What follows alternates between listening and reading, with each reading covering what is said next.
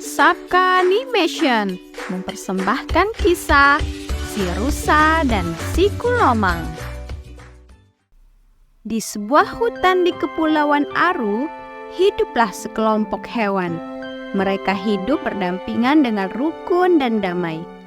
Namun, akhir-akhir ini sesuatu mengusik mereka, yaitu kesombongan sekelompok rusa yang merasa diri sebagai hewan yang paling hebat, hanya karena mereka mampu berlari cepat.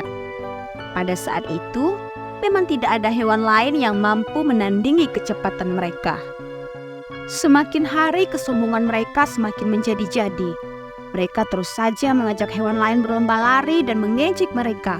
Lama-kelamaan, mereka juga menjadi tamak.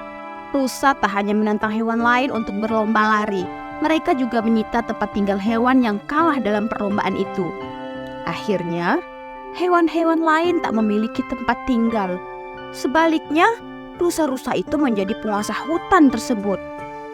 Sementara itu, tak jauh dari hutan yaitu di tepi Pulau Aru, hiduplah sekelompok siput laut.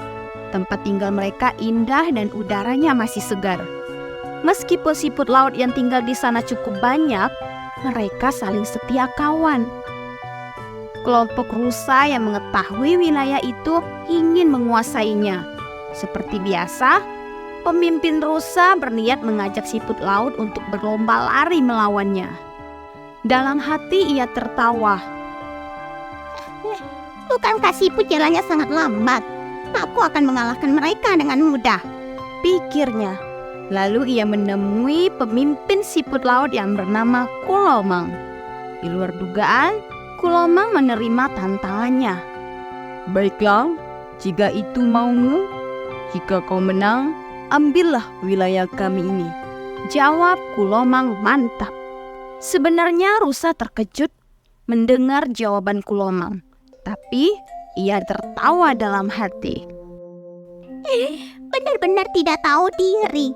Berani sekali ia mempertaruhkan wilayahnya. Kita lihat saja besok. Rusa tak tahu, meskipun siput laut berjalan sangat lambat, mereka memiliki akal yang cerdik. Keesokan harinya, pemimpin rusa telah siap di tempat pertandingan. Rusa-rusa yang lain ikut untuk memberi semangat. Kulomang datang sendiri, tak ada teman yang menemaninya. Hei, mana teman-temanmu? Tanya rusa heran. itu tak penting. Yang penting adalah kalahkan aku dan wilayah ini akan jadi milikmu, jawab Kulomang santai. Diam-diam, Kulomang telah mengatur strategi bersama teman-temannya. Ia sebenarnya membawa 10 temannya, namun mereka bersembunyi untuk mendengarkan aturan pertandingan. Setelah mendengar semuanya, ke-10 siput laut itu menempatkan diri masing-masing di tempat perhentian yang telah ditentukan. Siap? 1, 2, 3. Lari! Teriak salah satu rusa memberi aba-aba. Rusa lari dengan santai. Ia pikir, untuk apa cepat-cepat? Toh siput laut berlari sangat lambat. Kulomang berlari dengan tenang. Rusa mengejeknya. Menyerah sajalah. Daripada kau buang-buang tenaga, kau tak mungkin menang. Kulomang hanya tersenyum. Kemudian rusa berlari kencang meninggalkannya. Tak terasa, rusa telah tiba di perhentian pertama. Ia menoleh ke belakang dan tersenyum. Pasti siput itu masih jauh di belakang. Siapa bilang aku masih di belakang? Tiba-tiba terdengar jawaban Kulomang.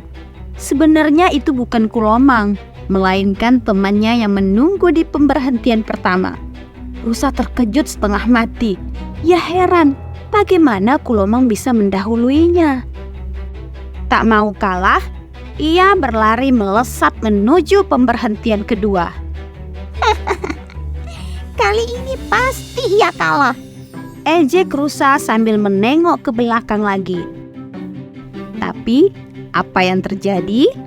Tiba-tiba Kulomang sudah berjalan di depannya dan menuju ke pemberhentian ketiga. Aku ada di depanmu, rusa! Teriak Kulomang.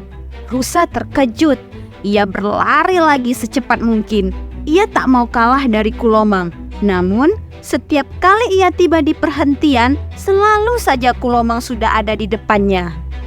Rusa kelelahan, namun ia terus berlari kencang. Akhirnya, ia tiba di perhentian terakhir. Matanya terbelalak ketika ia melihat Kulomang telah menantinya di situ. Karena kelelahan, rusa pun jatuh tersungkur. Ia malu, apalagi ternyata hewan-hewan yang lain juga menyaksikan pertandingan itu. Mereka tertawa mengejek rusa. Hei, rusa yang sombong. Sekarang kau sadar kan? Kau bukanlah hewan tercepat. Siput yang lambat ini justru lebih cepat darimu. Rusa sangat malu. Rupanya ia bukanlah hewan terhebat. Demikian juga dengan teman-temannya. Mereka tak lagi sombong. Mereka bahkan mengembalikan wilayah-wilayah yang direbut dari hewan-hewan yang lain. Sejak saat itu, keadaan di hutan kembali damai seperti dulu. Tentunya tak seekor hewan pun yang membocorkan rahasia Kulomang pada rusa-rusa itu. Nah, kawan-kawan, ingat ya, kita tidak perlu menjadi sombong meskipun memiliki kelebihan. Baiklah kawan-kawan, sampai di sini dulu cerita rusa dan si Kulomang ya. Sampai ketemu di kisah berikutnya. Jangan lupa like dan subscribe ya. Bye-bye.